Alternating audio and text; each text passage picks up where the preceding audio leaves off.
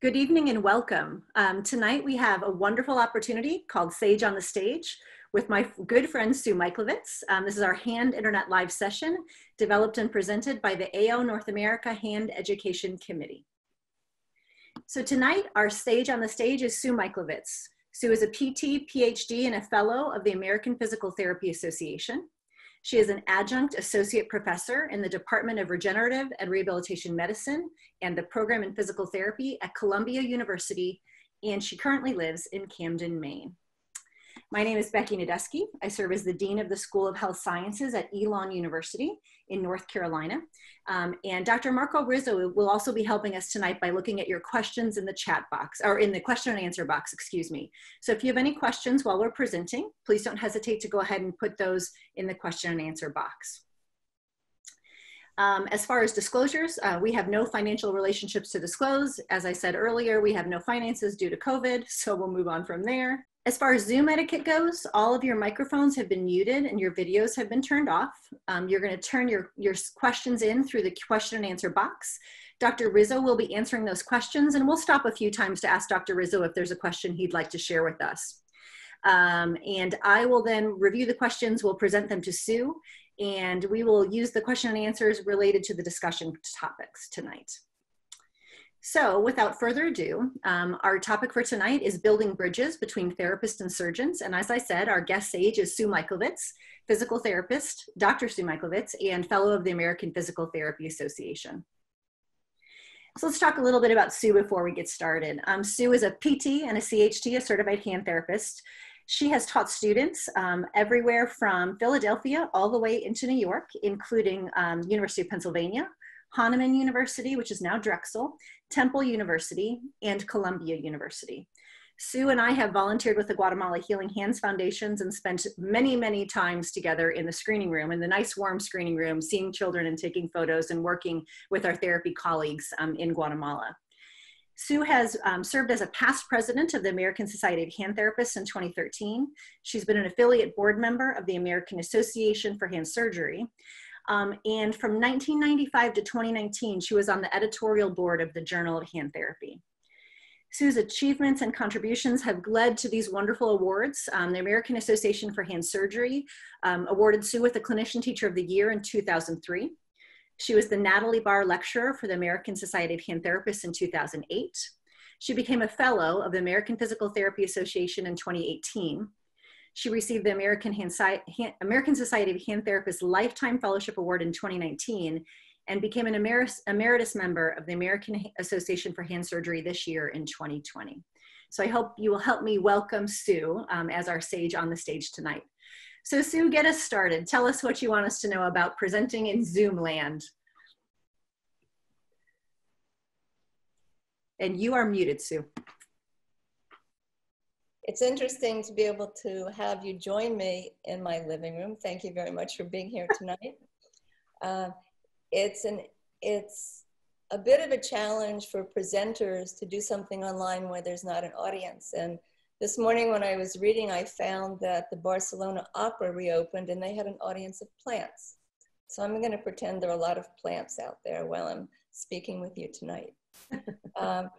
What we're trying to do is share some pearls with you about how we work with surgeons and interact with our patients and communicate back with surgeons. So Sue, we're going to start by talking a little bit about your evolution as a hand therapist. And I think this is such an important topic, especially for the surgeons in the audience tonight, to think about the role of the surgeon in the evolution of the hand therapist, but also to understand how we evolve and how we evolve within our own circles and within our own professional organizations. So Sue, can you start by telling us a little bit about your experiences and your insights and thoughts about how hand therapists gain expertise?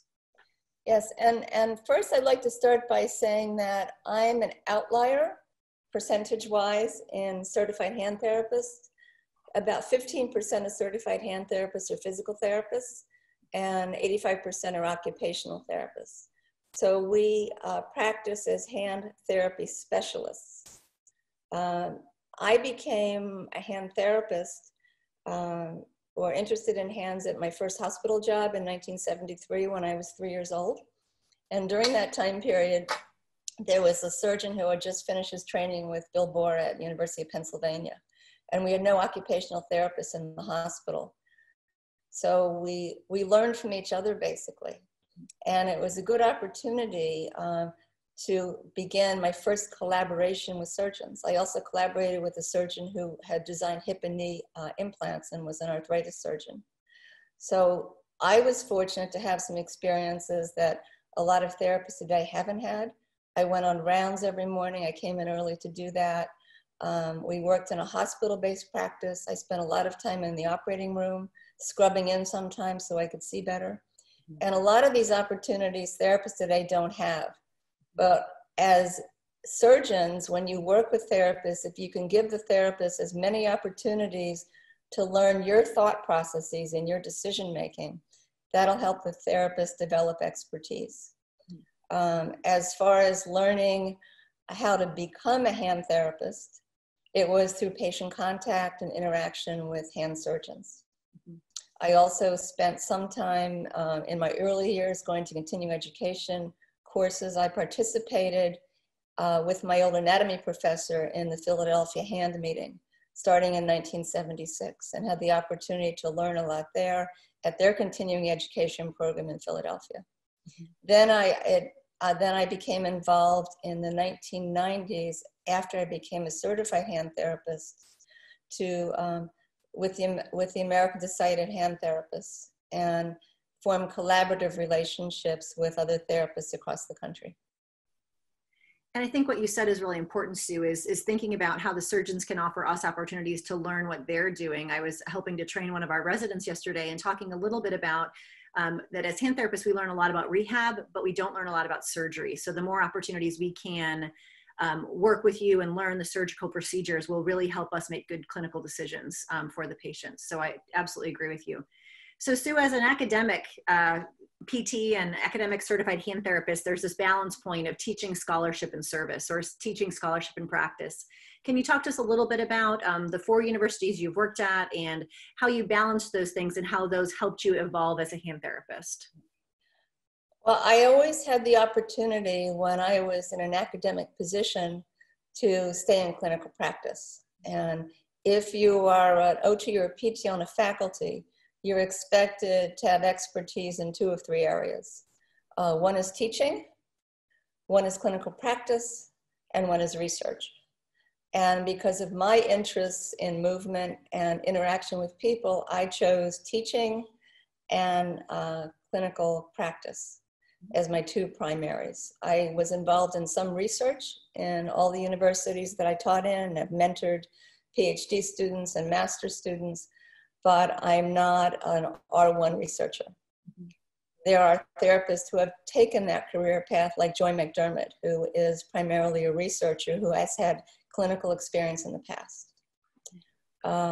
At the University of Pennsylvania, part of my teaching there involved teaching upper extremity anatomy to the physical therapy students and to the occupational therapy students.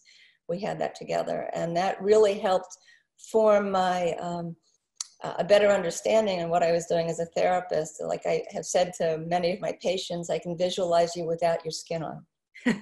I think, and I can visualize you in transection or in oblique view. So I think that's really important for the therapist in their education to learn as much anatomy as possible. I also was fortunate to have this, opportunity to do my master's degree in physiology at a medical school. And during that time period, we had to teach physiology labs to the medical students. And a lot of them were animal-based labs. So as part of my education there, I had animal surgery courses.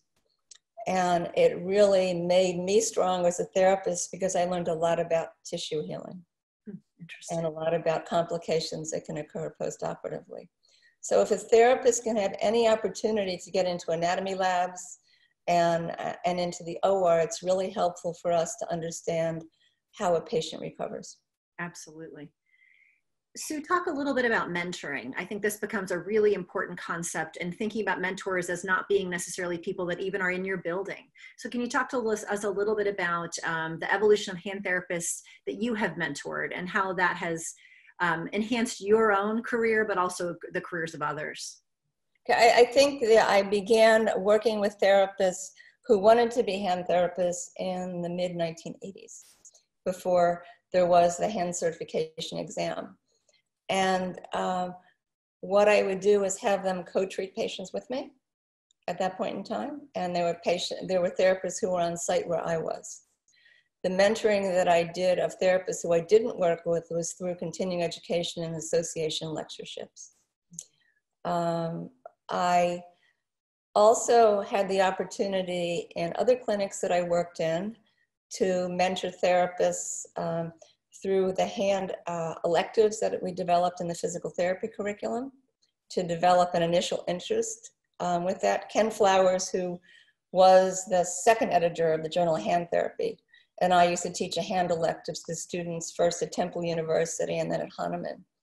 And from that, there were students who became interested in becoming hand therapists. Probably one of the better known ones is Paul Esteo, who was the next editor of the Journal of Hand Therapy and has done quite a bit of research in our area.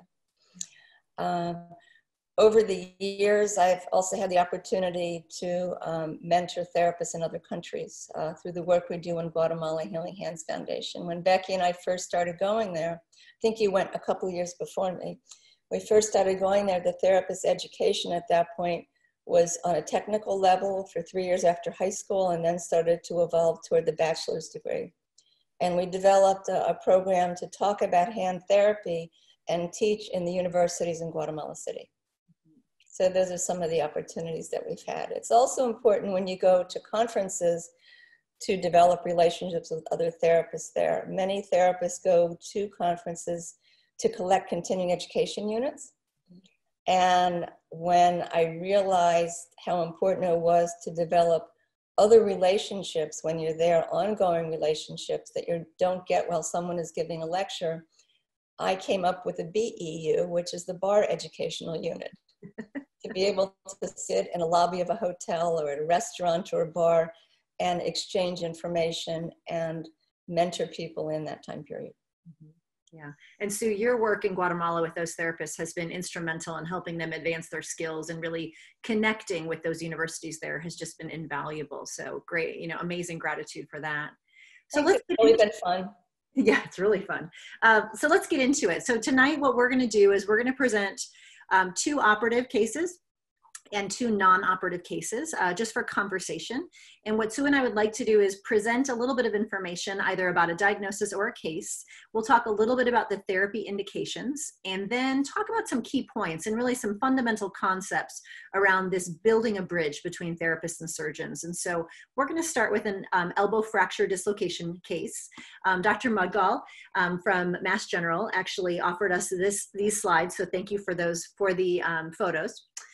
What you see here is the terrible triad injury. We've got an elbow dislocation, we've got a radial head fracture, and we have a coronoid fracture, so kind of the typical terrible triad with a potential medial collateral and or lateral collateral ligament injury. And so what we see here are the post-op photos. You've got the ORIF of the ulna and the radial head radial head replacement, excuse me. And so then we're thinking kind of into our post-op. Sue, is there anything you want to comment on when you look at this x-ray? Yeah, I think it's important for the therapist to have the opportunity to see the x-rays or the MR or the CT, because what we see when the person comes to our office is a swollen, sometimes discolored elbow with an incision. And we don't get to see the extent of the hardware that was put in. And I think if we get to see that, we have a better idea of how the soft tissues were manipulated and what the potential of problems maybe that the patient would have that we could then report back to you. And also, it's important to be able to let the patient know that we've had that type of communication with the surgeon and that we're in this together. Mm-hmm. Absolutely. And so, Sue, if we move into some therapy recommendations, and I'm going to leave this slide up while we talk about the therapy recommendations. We know that typically post-op, this is a long arm posterior splint. typically between 80 and 90 degrees of flexion, with the pronation supination position dependent on what ligaments were repaired. And so we know if it's a lateral collateral, an isolated lateral collateral, we're going to put the patient into full pronation. And as we move into either combined and or medial collateral, we're going to move into a neutral position and or a supinated position. So in those immobilization weeks, those kind of first 6 weeks post-op, what are your thoughts about those the initial things you're most concerned about that you're helping the patient to work through? Okay, when I look at someone who's had an elbow fracture dislocation or a fairly severe injury like this, I think about what I can do to help promote stability, increase mobility at the same time. And oftentimes that's a conundrum with the elbow because people can have stiff and unstable elbows concurrently. And also about irritability. What I can do to help reduce the inflammation and help reduce the swelling, to help promote tissue healing and ease of mobility. I also have to have discussions with the patient about the type of orthosis or splint they may be wearing, and for them to understand why they have to wear it and why it might seem a little bit uncomfortable in the beginning, but we'll be there to coach them along the way. Yeah.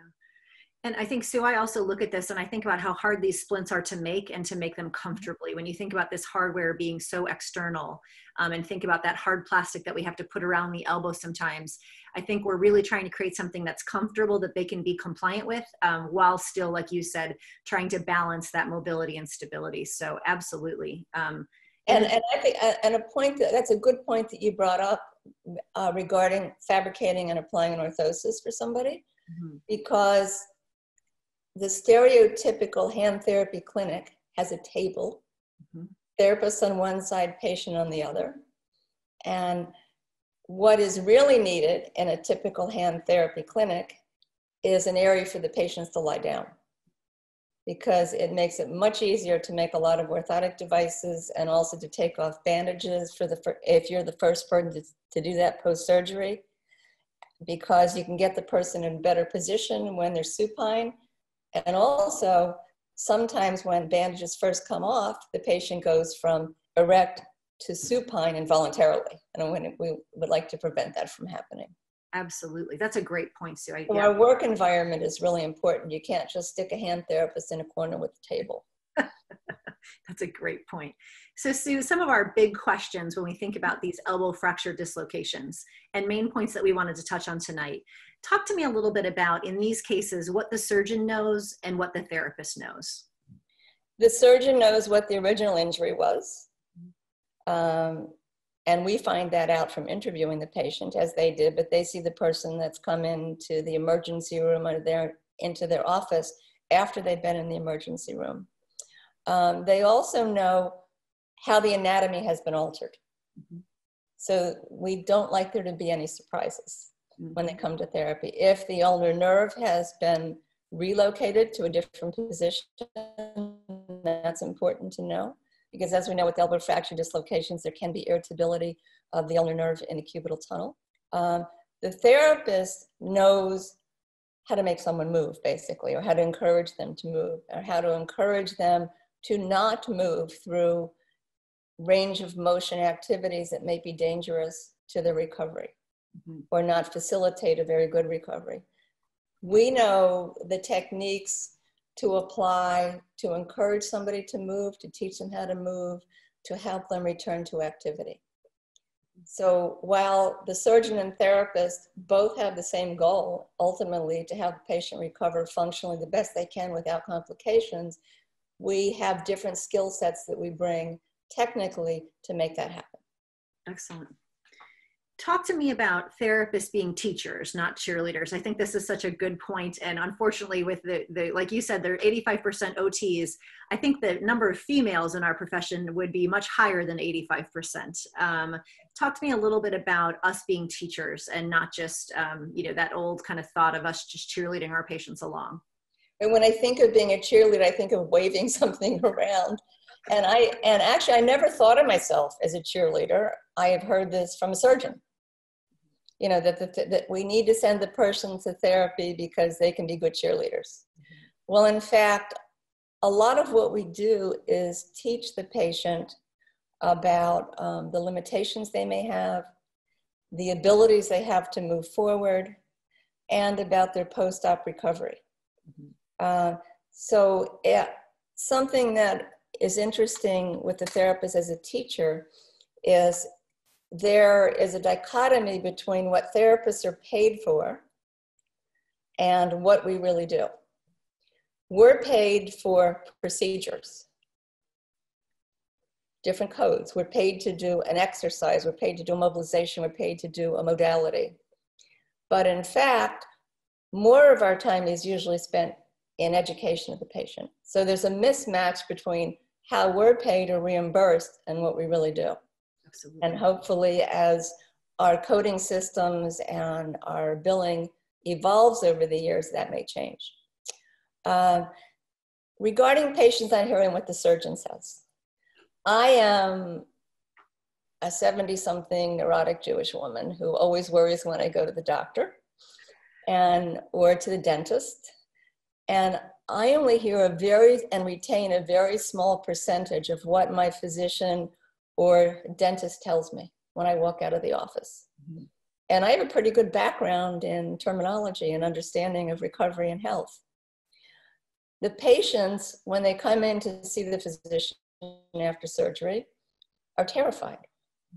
And when they see them before surgery, they're also terrified. So they probably don't retain very much of what is told to them. They get written instructions.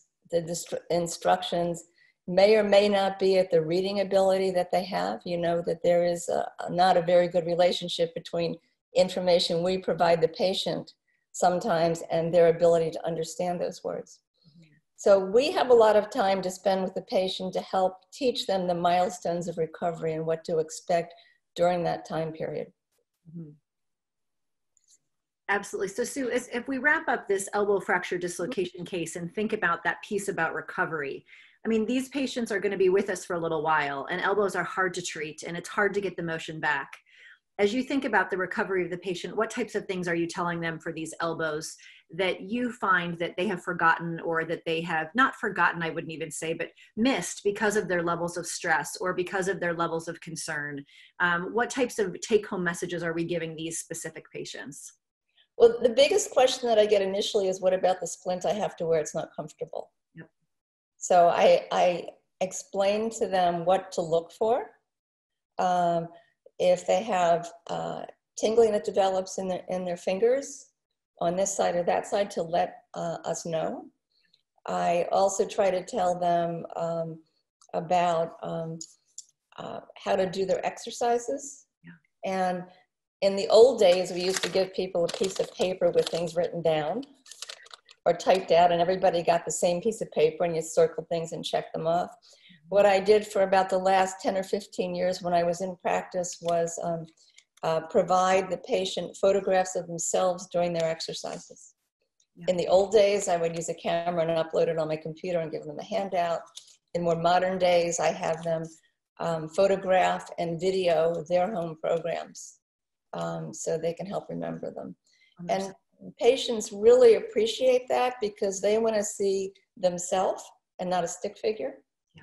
It also helps them monitor their progress and changes in swelling, because they can say, oh, my hand or wrist or elbow was really swollen when my therapist first gave me this, and now look how well I'm doing. So it also helps them monitor their recovery. Does that answer your question, Becky? Yeah, absolutely. And I think these are good cases, and it hits all of these points, Sue. When you think about having to progress someone by 10 degrees a week, when you think about having them do only certain amounts of range, or not being able to fully pronate and supinate, or waiting till the elbow flexion hits 90, I think there's really good points here about educating a patient of what is elbow flexion. And obviously we're bending our elbow, not flexing our elbow, but trying to help them understand what they're allowed to do and what they're not allowed to do in these cases can be difficult. And again, like you said, we've got to make sure they've heard us, and we've got to make sure they understand what we've told them. And so I think that's where really teaching them and using education as our primary tool here is incredibly important. And I think it's also important, I have these 2 pencils, but they would be 2 pieces of cardboard that I would usually have. I make templates for the patients. to show them how much motion they're allowed to have. I tape the pieces together, hold it against their side as they're doing their exercises, take a picture, send the template home with them. So they get a photograph or a video and a template. So they can see what that means. Because many people that we treat have had geometry and trig and understand angles and degrees, but a lot of people don't. So a visual and an actual construction of a piece is easy to use for the patient. Wonderful. Dr. Rizzo, go ahead. One other thing that you asked me, Becky, was about how, what other information I give to the patient. We also have to discuss lifting, carrying, and weight-bearing activities. And when the person can weight bear is usually determined by what the physician tells me as far as the healing of the fracture site. So then again, we have to communicate back and forth because I'm not a mind reader. I can't look through the skin, even though I tell my patients I can look through the skin and tell when the healing is complete. Absolutely. Dr. Rizzo, I'm not seeing any questions, but do you have any questions for us on this case? Oh, I have plenty. More philosophical than really. One of the things I'm always sort of jealous about with our therapists is how much time you get to spend with the patients versus us. And I'd love to hear, Sue, your thoughts on the psychology of what we do and how you change your strategy based on how a patient reacts, whether they're very timid or whether they're a little too ambitious or they don't quite understand as well in terms of, or you have concerns about compliance. Is it, I mean, it's a big question in a way, and it might be impossible to answer, but what tips would you have for younger therapists on how quickly it takes to identify patients and nudge them in a way that's going to give them the best possible outcome? That's a good question because you'd like the person to be able to tell you as much as they can about themselves so you can understand what their values are and their culture is.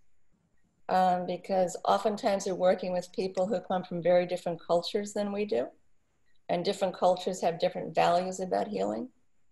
So it's important to learn who that person is. And I think that the younger therapist really needs to just be a good listener, as the older therapist does too.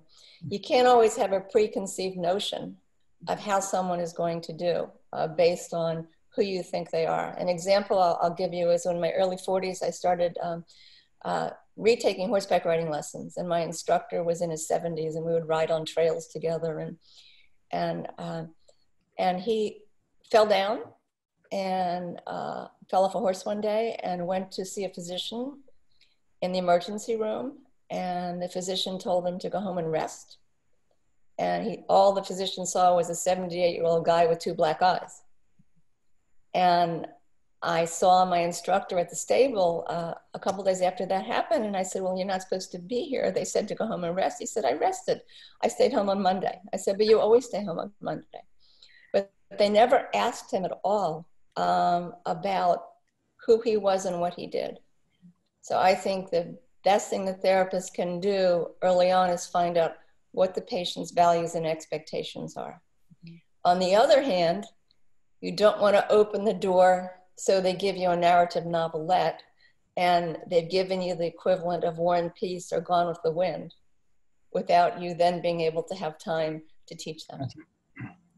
Well, thanks, Sue. If there's more time, Becky, I could ask a couple more questions. One is about the logistics of how I think these share and learn opportunities between the therapist and the surgeon are tremendously helpful for me as a surgeon. But I think a lot of it's about the layout, like you were alluding to, the therapist in the corner of a room somewhere and just not having the space that they need to really do their job. But I like the accessibility that I have with our therapists. At Mayo, it's sort of really nice. All I have to do is literally walk 20 or 30 feet and I'm right there in clinic. At Duke, it was a little bit harder for me. They were down the hall and probably a block away almost. And I think that it made it harder. Any barriers between us and communication has been something that I find challenging. Or do you think I'm overblowing that reality? Yeah, I think it's really nice to be in face if you can, but I've worked in a number of different practice settings, including university medical centers, where I was usually in a similar geographic area to the surgeon. But for the last number of years in practice, I was in private practice. And there were very easy ways to communicate with referring surgeons, this being one. Okay. You know, and we all have busy schedules. You see far more patients a day than we do. We spend more time with the patient. And there are times when it's appropriate for us to communicate and not. So I think if you're working with a therapist who has their own practice and you want to communicate with them, the best thing to do is to ask them the best way to communicate. Okay. And if there's specific things that you need to know, let the therapist know right up front. You know, I'm sending you this patient. Here's what I need to know. Please let me know if any of these things occur. And how do we communicate? And it's a challenge, even if you're working in the same office, it's a challenge because the therapist may be off treating somebody else who you didn't operate on, but one of your partners or associates operated on. Well, good news. I think I've opened up a little bit of a flow of questions. Questions that are more to the point of our craft. And Becky, please tell me if we run out of time or if you want to go to the next case. But let's go ahead and go to the next case since we have 4, and then we can come back. Dr. Rizzo, I'm just going to say one more thing. When I was a brand new therapist, the first surgeon I worked with, Dr. Philip Higgs, looked at me and said, I need you to know everything there is to know about rehab, and I'm going to count on you to educate me. I will tell you about surgery, and you need to tell me about rehab. And it was a wonderful bit of autonomy that he handed me to say, if you come here fully prepared, I will allow you to participate in this process. And so there was also some accountability for me as a new therapist to do my homework. And I loved that opportunity, and it really helped me to develop those skills and really, you know, stay in that work. So I would add that to what Sue said. That's all of these things are really helpful. So Dr. Rizzo, we're going to move on to the next case. And then if we have time at the end, can we come back? Does that sound okay? Absolutely. Okay. Thank you. So Sue, we're going to move on. Before we do that, there are 2 questions in the open Q&A that I think I can answer relatively fast. Okay. Is that okay? No, absolutely. One question is, do you use a static elbow splint or a hinged elbow splint? It really depends on what you're trying to do, and the quick answer is, if I want to position a person at end range of motion, I may use a static elbow split, meaning one that doesn't have hinges. It's more likely that I'll use a hinged elbow splint if one will fit and stay on the person, because arms aren't always built like the splints are. If I want to, if the person generally is younger, very active, and they're only allowed to move through a limited range of motion, then I can use a hinge. Next question is, how do you tackle chronic regional pain syndrome?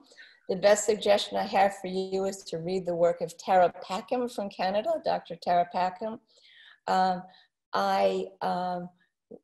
If someone truly has the diagnosis and something that's not overdiagnosed, hopefully I tackle it by having a conversation with the surgeon about symptoms that I may be seeing in the patient. And oftentimes the first line of defense is to have a consultation with the pain management physician, because the pain somewhat has to be managed before I can work with the person. Excellent. All right, Sue, we're going to move into one of our favorites, thumb CMC osteoarthritis. We're going to talk about non-operative management. So Sue, I'm going to switch to this slide. So do you want to start by telling me anything about the x-rays that we've put here? The one on the left definitely doesn't look normal. I think that what's important, why I put this up is because we're talking about thumb arthritis. I think that it's important for the therapist to realize how prevalent thumb CMC osteoarthritis is.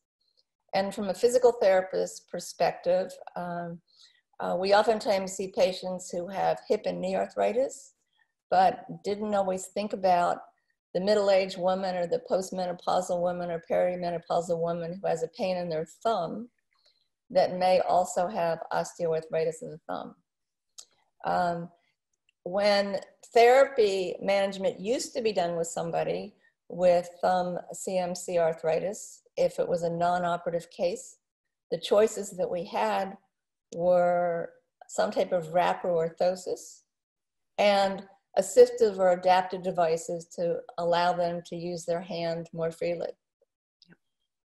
From work that's been done by surgeons like Amy Ladd, Elizabeth Haggart, and therapists like Virginia O'Brien and Jan Albrecht and Corey McGee, we've learned a lot about the importance of muscle reeducation and retraining for someone who has CMC arthritis. And my go-to, and many people's go-to, is to have someone wear an orthosis, whether it be one that controls just the CMC joint or controls the CMC joint and the MP joint during activities that cause stress. Use tool modification of handles that may be larger so they can grip more carefully, and also do stretching and stabilization exercises.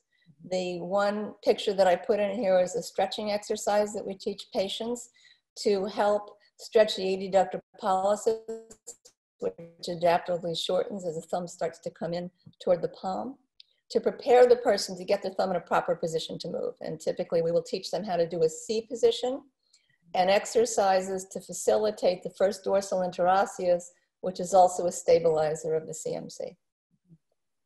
Awesome. And so that's a short version. And I can't say enough about this book. This book to me is a simple book that patients can buy online, that your therapist can have in the clinic, but it is just full of wonderful, simple opportunities for both therapists and patients. And I love that it has a left-hand section and a right-hand section. So it's actually really, really user-friendly. They thought a lot about how to make it very easily accessible for everyone. So strongly recommend this book. And Sue and I are not connected to the book in any way, but it is a great little resource. So Sue, let's talk about, as we think about these bridges and optimal collaboration, this first point you make is don't refer the patient to the therapist when you've run out of options. Talk to us a little bit about what you think about that. Sure. I think that if you realize that someone's going to have a mobility or stability problem, I would recommend sending the patient to therapy for a consultation for some advice and tips and recommendations on how to either stabilize their hand or wrist or elbow or mobilize it to have them be more functional.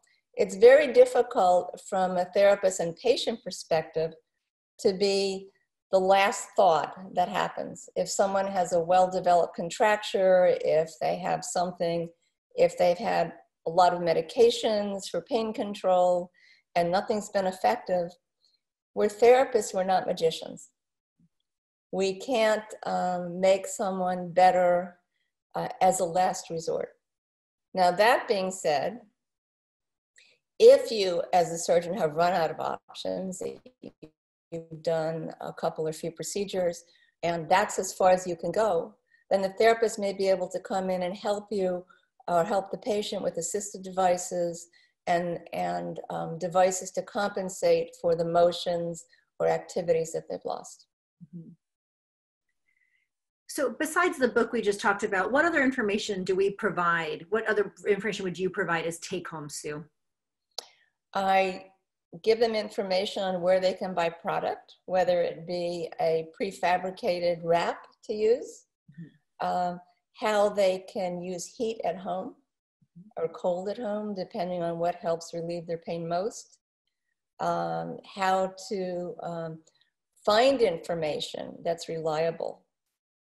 And I'll talk about that with another case as we go along, because people go out and try to find information on their own, and oftentimes the information is not well vetted. So I try to teach them as much as they need to know to help self-manage their problem. In the later years of my practice, I shifted a lot of what I did away from me doing something to the patient to teaching the patient self-management with guidance by me. Yeah. It's like we tell our students, I can teach you in the classroom, but you've got to study at home to get the actual learning to occur. So yes, the work of learning and the work of therapy is yours to do. Tell me, Sue, what does the surgeon not know and what we don't know? What are these missing pieces that we both have? Well, I don't know exactly when the person may be a candidate for surgery because I haven't followed the patient sometimes as long as the surgeon has. What the surgeon might not know is that I can be a really good referral source back to them. In my practice when I was in Ithaca, and we left Ithaca about 2 years ago, when I was in Ithaca, where I lived for a number of years, there were patients who would come to see me who had never seen a physician about their problem. All physical therapists in the United States can see a patient without a physician referral for a restricted amount of time. And a lot of patients would either seek out a physical therapist or an occupational therapist or an alternative to a practitioner because they didn't want to go see a surgeon. And there were times when I felt that the patient could be a good candidate for successful surgery, but they didn't want to go to see the surgeon because all the surgeons want to do is operate, they say. And I would discuss this with the patient, and I would say, you know what, you have arthritis in your thumb now, as you know, because someone already told you that. And you might not need surgery. You might someday need surgery. So why don't you go meet a surgeon and have them do a baseline exam, and then they'll already know you. And then if you continue to have problems, you can go back to them. And typically I wouldn't say that until I thought a patient was probably going to be a pretty good candidate for surgery. And in my small collection of N=1 data, me being the solo practitioner, about 50% of the patients who would do this came back signed up for surgery because there really wasn't much that I had to offer them. Right. And I think something that's really important that we may see more as a therapist don't want to go and see a surgeon. On the other hand, if the patient is too excited to see a surgeon, it may be somebody who's had multiple surgeries and is surgeon seeking. Absolutely. Yeah. So let's move on to another non-operative diagnosis, and then we'll take questions when we're done with that one. So let's talk a little bit about carpal tunnel syndrome, Sue. And I love this slide. So tell us a little bit about where we're going here. Well, I think that many of us who see of carpal tunnel syndrome or have double crush that also involves carpal tunnel syndrome may want to run out a door because sometimes there are big challenges in not necessarily making the diagnosis, but in offering patients options for treatment. And from a therapist perspective, we learned that there are certain positions, the same way the surgeon also knows, which will aggravate the median nerve and certain that don't. So if we look at the carpal tunnel in this transection, the transection is taken at the level of the hook of the hamate, that part of the hook of the hamate. When I think about it as a therapist, I think to myself, well, there's only so much space for that nerve to live. And what can I teach the patient about positioning their hand and using their hand that they won't have an increase in that pressure? So when I think about someone with carpal tunnel syndrome, I think about what I can do to help reduce the pressure in the carpal tunnel through an orthosis in neutral rotation for them to wear at night, and teach them to avoid activities like trying to strengthen their hand with grippers and putties. But that being said, there is so much money that's been spent on carpal tunnel syndrome over the years that it's a challenge. I mean, I used to have a slide with a whole list of all the options of laser and magnets and iontophoresis and all these things that we know that don't have an effect on carpal tunnel syndrome. So the challenge as a therapist is people's expectations of all these treatments that they think and they want. Yeah. And Sue, when in fact what we do is very simple. So I'm going to segue off that point of the number of articles and the number of the amount of research and the number of options that we think are available for carpal tunnel, and then trying to weed out actually what does work. So talk about, when we think about collaboration, you know, this first point of reading, we read your journals, please read ours. Talk a little bit about the journals that we have that have really dug down deep into this, but also we're going to get into a research, which is clinical practice guidelines. And so talk to me a little bit about this. Okay, and I really think it's important for both of us to look at each other's journals. In the 90s, I worked at Temple University with Scott Cozen when he was still treating adults. And he would come in the morning to clinic and he would say, "Oh, did you read this in the journal last night?" And I'm thinking, what's he talking about? And he was only referring to the Journal of Hand Surgery, or JBJS, Journal of Bone and Joint Surgery. And I would say, yes, I read my journal last night. But I also had a subscription to the Journal of Hand Surgery, but he didn't know that I had that. So I knew what he was talking about, but with tongue in cheek, I would say, well, what are you talking about, Scott? And I think it's really important that you are aware of the information, the current information that therapists are reading or should be reading. And for the hand therapists, the banner journal is the Journal of Hand Therapy, which is edited by Joy McDermott, who's a physiotherapist from Canada.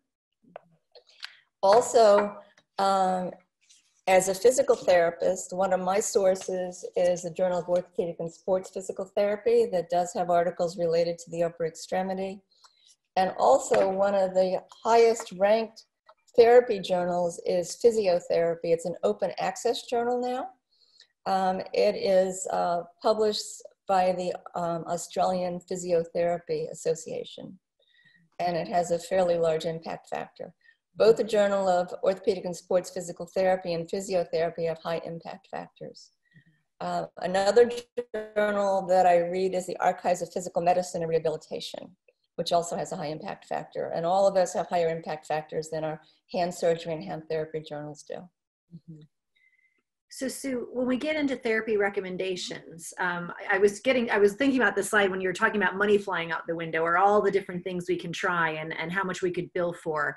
What would you say are the most, and we'll get into the clinical practice guidelines for carpal tunnel in just a second, but what do you think is most effective for patients with carpal tunnel, and what do we have evidence to support? If someone does not have atrophy of the thenar eminence, they haven't totally lost sensation, then I recommend that they sleep in orthosis at night, and one that keeps the wrist in a neutral position. Many times patients go to the pharmacy and buy a splint out of the package, and they're called carpal tunnel splints by many manufacturers. But those particular splints have that holds the wrist into extension. And not only does the extended position increase carpal tunnel pressure, but direct pressure on the palm over the carpal tunnel increases pressure. So if someone is already wearing splints, I ask them to bring them into the clinic so I can see them, and I ask them to see how they put them on. Because just because someone has a splint, it doesn't mean they know how to put it on properly. Mm-hmm. Oftentimes what I do, if someone comes in with one of the prefabs that has the metal bar in, I take it out. The metal bar usually has a nice little cup in, and I tell them that's really nice. They can use it as a yogurt spoon. And then I take a piece of thermoplastic material and put it flat out back into the splint and let them wear the splint. I also teach them activities to glide the median nerve through the carpal tunnel. And if you look into the therapy literature and some of the less referee journals, you'll see recommendations of doing all these nerve glides and slides and moving the whole extremity. We know from the work that I think that Bob Szabo did a number of years ago that just flexing and extending the fingers is enough to make the median nerve glide through the carpal tunnel. Mm-hmm. So I teach, and I really don't believe that this activity will help cure the problem. Yeah. What it does is it limits the patient from keeping their hand in a static position that they may have been working in. Mm-hmm. Absolutely. So I recommend things to reduce pressure in the carpal tunnel. And they don't need to come to see me more than once or twice to do that. Exactly. They like 2 visits to me are more ideal, because the first visit, they're usually overwhelmed with the information. And the second visit, they can come back and ask questions, and I can modify the way they wear their splint or the activities that they do. There are clinical practice guidelines that the American Physical Therapy Association and the American Occupational Therapy Association have been developing across all types of diagnoses. And in the American Physical Therapy Association, we have a lot of subspecialty areas. And one is the Academy of Orthopedic Physical Therapy, and the other is the Academy of Hand and Upper Extremity Therapy. And those two sections with combination have about 20,000 members, I think, 20,000 therapists. And we have been developing clinical practice guidelines using the ICF terminology so we can speak across disciplines. The one on carpal tunnel syndrome, which is led by Mia Erickson, who's a PT who teaches at the University of Western Virginia, was done on hand pain and sensory deficits in carpal tunnel syndrome. It's a well-vetted procedure. Standardized forms are used to assess the literature, and then recommendations based on level of evidence are developed. And with carpal tunnel syndrome, the clinical practice guideline is strongest on wearing an orthosis, second strong on doing some exercises and activity modification, and doesn't have very good things to say about modalities. Sue, I can't speak enough as an occupational therapist about the strength of the American Physical Therapy Association's combined sections meeting and these subgroups and the power of these kind of documents. And so hopefully these are in the hands of surgeons. Are these published in the journal, Sue, or are these behind the firewall of the APTA website? They're in the journal. They're in the Journal of Orthopedic and Sports Physical Therapy. Awesome. And if you go into that journal, the clinical practice guidelines are all open access. Wonderful. So I know that there are a number of orthopedic surgeons who operate on things other than hands in this group. Yeah. And you'll see guidelines for managing different shoulder conditions and back pain and knee conditions and foot and ankle. Fabulous. Let's stop for a second, Dr. Rizzo. Oh, sorry, one more thing, Sue. Teach the patient where to find reliable information. Speak to this for us.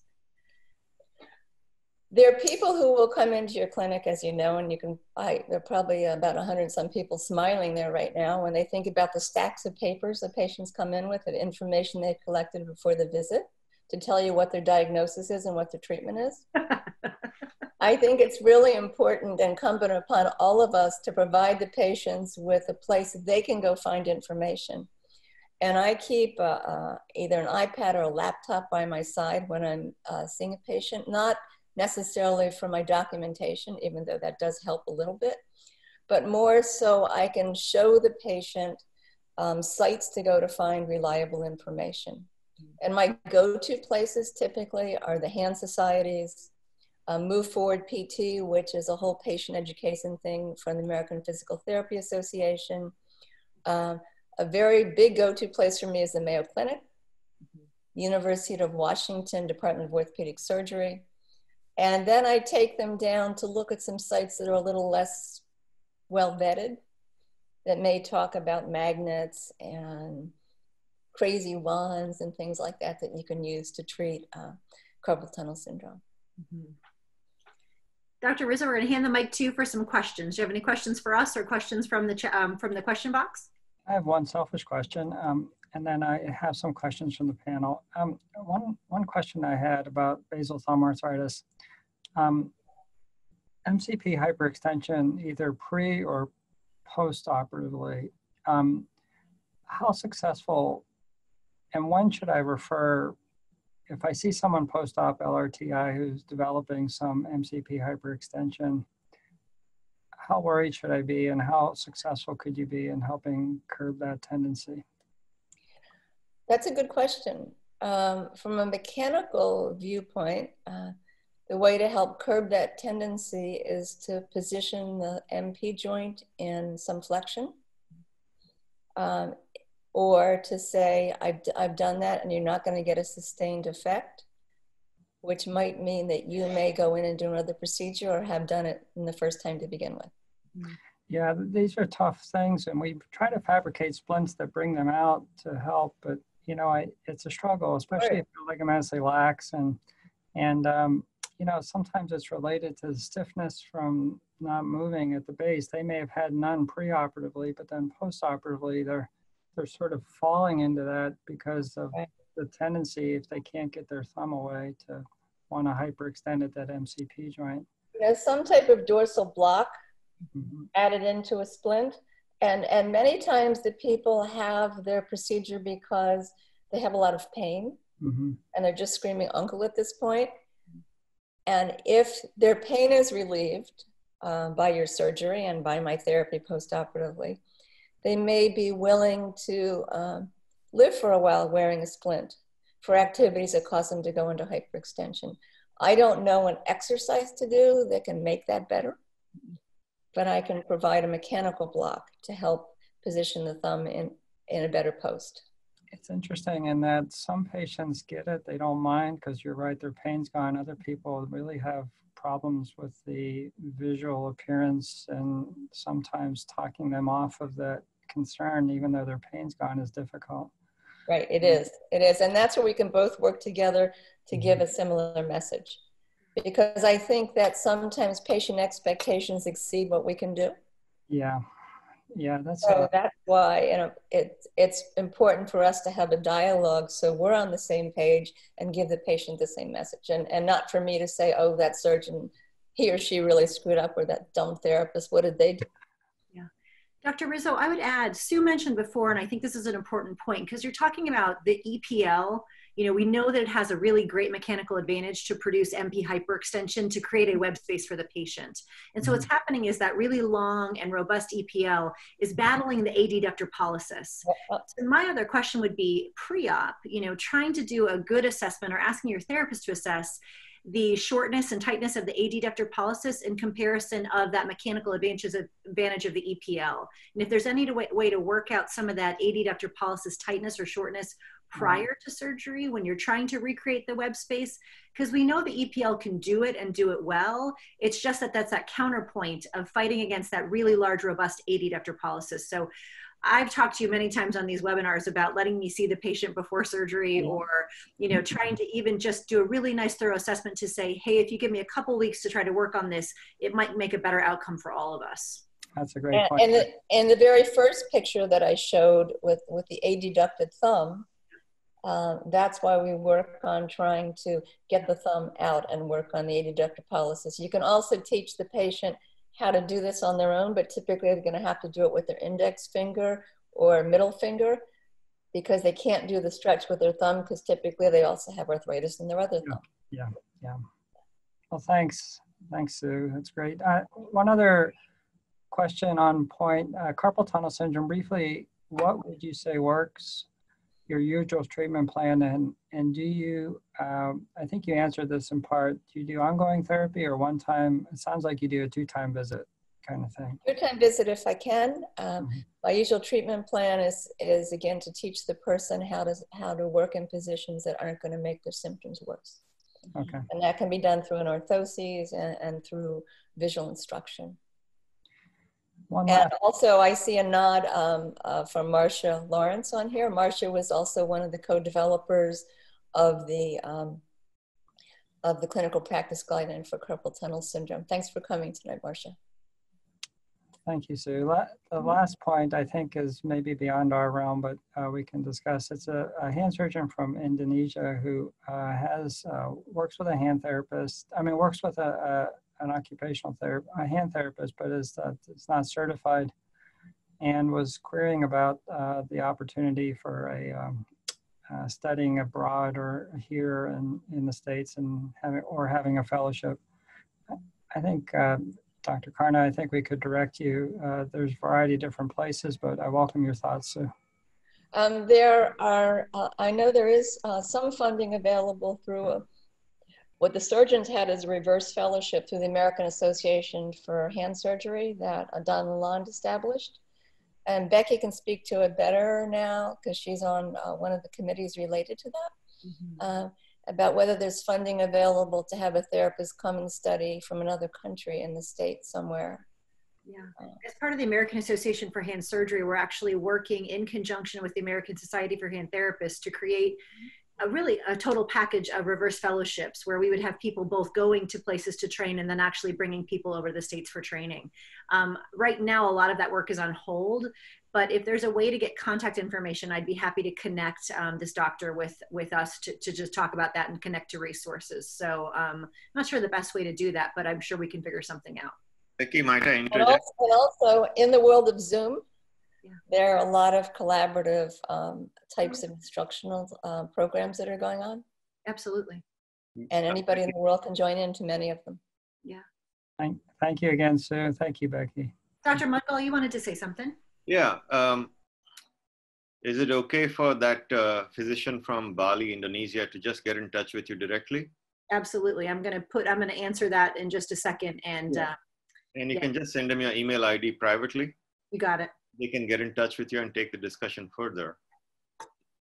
Sue, that was fantastic, but you made a remark there which kind of fell by the wayside because you had a little tongue in cheek as I saw you smiling when you made it. You said something about CRPS being overdiagnosed. Mm-hmm. And it just kind of fell by the wayside. And I couldn't agree with you more. And where do you think the problem is? Is it hand surgeons who overdiagnose it? Is it therapists? Or are we co-culprits? I think we're in this together, but I'll give you an example. When I was working in Ithaca, there was a great young hand surgeon, Kim Carney-Young, who worked for the hospital, and she would refer a lot of patients to my private practice. And she called me one day, she said, I don't know what to do because this therapist is diagnosing all my patients with complex regional pain syndrome. So I said, well, why don't you call him up and ask him what's the most recent continuing education course he took?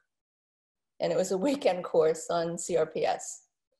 So, as surgeons get excited when you go to the academy meetings or to the hand society meetings and you see new products or new diagnoses or new things, therapists get excited about that too. So sometimes they're overzealous therapists that try to make a diagnosis. And sometimes there are physicians, not necessarily surgeons, who overdiagnose complex regional pain syndrome. Back in the day when it was called reflex sympathetic dystrophy, and I was practicing in Philly, there was a very well-known neurologist, I won't mention any names, who overdiagnosed the problem and would tell patients that if they had the condition, be careful, it will spread. So, it's from the therapy end and the surgery end both. And then there are people that really have symptoms that are either similar to what falls in the basket of CRPS or not, that do very well with pharmacologic management. And I don't know that any of us really understand why that happens sometimes. What's your feeling? Ask you one more thing. I understand you briefly touched on the cultural aspects of patients' recovery. And injury behavior, illness behavior varies from culture to culture. So also recovery behavior varies from culture to culture. Yes, it does. And how do you address that? Because sometimes it seems to me that you have the wonderful reconstruction radiographically, but the patient just seems to have difficulty getting better. And I hate to sound like I'm full of hubris, but it just seems to me that the ball is not being moved forwards. Right. And it's something that none of us as therapists or surgeons used to pay attention to. It's important to find out a little bit about the culture that the patient's from and what their expectations for healing are. Some people from certain cultures are afraid to tell you, and you need to be aware of that and have that discussion with the surgeon and problem solve how to do that together. In therapy education, and I don't know as much about current medical school education, but in current therapy education, there are courses in cultural competency. And there's a lot of emphasis put on that in our curriculum. So it's a learning process for all of us. And what would you suggest? So let me be a little provocative here. Do you think there's a difference between Caucasian and non-Caucasian cultures? Sometimes. Yeah. But it depends on the Caucasian culture, because there are different Caucasian cultures. Yes. I mean, I already told you I'm basically a neurotic old Jewish lady. And then there's somebody who are stoic, white American of Swedish descent. And that's not me. Mhm. So, you know, Caucasian versus any other color spectrum or ethnic spectrum all has their own idiosyncrasies. Mhm. You know, neurosis and Jewish lady would never ever fit in the same sentence with me anyway. But Ask my physician.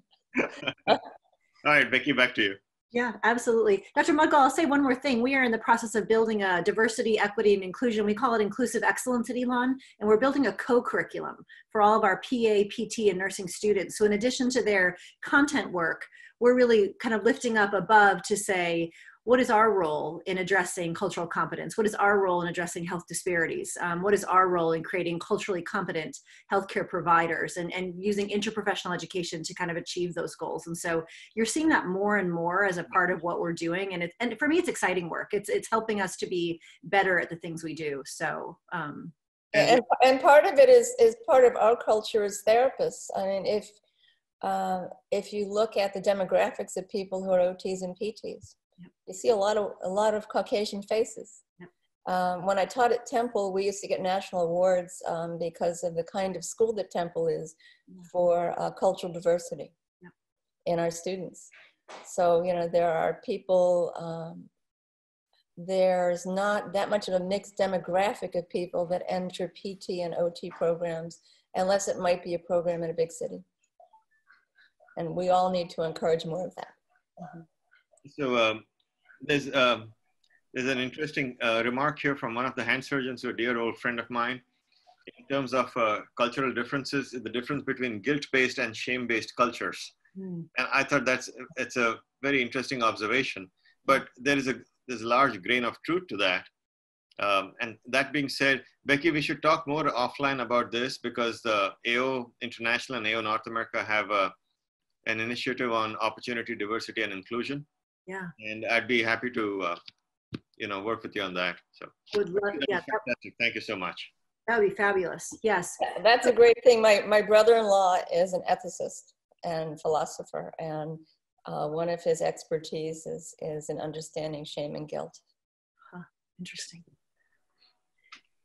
We've got one case left. We're over time a little, so we've got about 7 or 8 minutes left to try to tackle this case, Sue. So Dr. Mudgall, are we good to finish up this case? Absolutely. You can take another 8-10 minutes. Yes. Great. It won't take that long. So Sue, I did not inform everybody that Sue is also kind of on her second career now. So she's getting a Master of Fine Arts in photography and book arts. And so this is one of her photos. And they've been kind of throughout this presentation. So Sue, kudos on another degree. And you said you have a year left? Yeah. And then I'll be finished with college. I'm in my 15th year of college right now. So Dr. Kyle Bikel shared this awful case with us. And basically what you see here is a woman who fell off a stepladder, highly comminuted fracture of the radial metaphysis and articular surface of the radius with marked dorsal and proximal displacement. You also see this displaced ulnar styloid fracture. The unfortunate part about this case is that this woman had surgery here, and what you see is an ORIF with an allograft that was placed. And if you look at the picture on your right, you see a very prominent ulnar head. And here's a video of her about 6 months after her surgery. And you'll see this really incredible level of DRUJ instability that she can actually kind of engage right there in front of our eyes. And so basically, Dr. Bikel went in and he did a revision ORIF. He did a bone graft. It's basically wrist arthroscopy, hardware removal. He did an osteotomy with a lengthening and an ORIF with an allograft. He did an open repair of the TFCC and pinned the DRUJ in neutral, putting the patient in a long arm cast for about 6 weeks. And so I thank Dr. Bikel for this great case. Sue, as you look at this case, what are your immediate thoughts from a therapy perspective? Okay, I believe you told me that the person had therapy the first go around. Yep, 6 months of it. Okay, can you go 2 slides back? Yeah, absolutely. This one? Yes, and just play the video again? Yes. Okay, so when you're dealing with the case of instability at the distal radial ulnar joint, the person apparently went to therapy for a while. Was that correct, Becky? Yeah, for 6 months of therapy after the first operation. And I don't know if the instability was early on or developed, but from my perspective, if someone came into my office looking like this, my goals would be to stabilize the wrist through an orthosis, facilitate use of the fingers, and call the surgeon. Because I don't really have a lot to offer in a case like this. I mean, ideally, when I think about what stabilizes the distal radial ulnar joint, if I could figure out a way to make the pronated quadratus really important and have it stabilize the DRUJ, there'd be lines at my door instead of a Bryan Adams door. So I think that it's really important for the therapist and surgeon in this case to communicate, to look at what's realistic goals. Oftentimes a surgeon won't want to go back in, and rightly so, and operate right away. So as a therapist, my role would be to provide stability and allow the person to use their fingers. Mm-hmm. Yeah. And so this is a combined TFCC repair and a, ORIF of a distal radius fracture. So then we get into, the nuances of TFCC repair types of therapy and the nuances of distal radius fracture type of therapy, knowing that pronation and supination will become essential. I found it interesting that pre-op, before the second operation, the patient only had 20 degrees of wrist flexion and 30 degrees of supination, so very limited motion. And this is actually only a 39-year-old woman that this case was, so I thought that was very interesting. Sue, as we wrap up this evening, we had kind of some final questions and thinking about a complex case like this with 2 surgeries. These questions of what information we need from the surgeon, what information the surgeons need from us, why we may need to speak with them. What would you say about those concepts? Well, I think I addressed that a little bit already, or quite a bit already, but we really need to know how you alter the anatomy and how the injury altered the anatomy. And from there, we should be able to develop a reasonable plan of mobility for the person. We also need to know when you feel healing is sufficient for weight-bearing activities. Because we just don't use our hand like this. You see a lot of people taught exercises that do this and that. Well, we use our hand more in weight bearing than we do in waving in crowds, unless we're running for political office or saying goodbye to our kids or grandkids when they leave. So we really need to know when it's okay to move to the next milestone. Absolutely. The information that you need to know from us, in my opinion, I'd like to hear your opinion, is how the patient is reaching those milestones and when there's difficulty in our ability to progress the patient forward, whether it be the psychological issues that you were discussing before, the cultural issues, or mechanical problems or fail to heal that the patient has. Mm-hmm. And so I would add, the word that I often used in my early career was integrity. When I think about TFCC and I think about the integrity of the repair, that information I don't think is easy to glean from an x-ray, and it's certainly not easy to glean from an OR note. And so when I think about why I may need to speak with you, understanding the integrity of the TFCC repair and how I should progress rehab would be a really important component for me to understand. We also have to be aware of other systemic conditions that the patient has that may affect healing. Back in the day when I first started practicing, it was very obvious to tell which of my patients had rheumatoid arthritis and which didn't. But because of disease-altering medications now, I can't always tell unless someone is, of course I get that during the interview with the person, but it's important for me to understand something about the integrity of their tissues. Yeah. Whether they have diabetes or some other medical condition, that's important for me to know. Tell me about being cautious about prescriptions for therapy. Cautious about how they're written, because one of the frustrations of a therapist and the surgeon, I can hear the surgeon rolling his or her eyeballs saying, "Oh, that therapist called me again," or the therapist picking up this prescription and saying, "What?" So I think that an important conversation to have is what expectations are for prescriptions. If the patient needs a prescription to come to therapy. When you're looking at reimbursement from certain insurance providers like Medicare, if something's written on a prescription in great detail and the therapy note doesn't match that, it's going to be denied. Yeah. So there's too much detail and too little detail. I gave you the example in the beginning of one of the hand surgeons that checked all the boxes, and then the other one that would send somebody that says right arm pain. Yeah. So there needs to be enough information to communicate, but not limit what either of us are doing. So tell me about ways we make the patients move. By making them understand what their condition is, by telling them how it's safe to move and progress their activity. And a lot of this is education and saying to them, at this point you can do this, or this point you can do that. Andrea Bruder, who's a physiotherapist from Australia, did her doctoral work in the effect of exercise and home instruction in recovery following wrist fractures.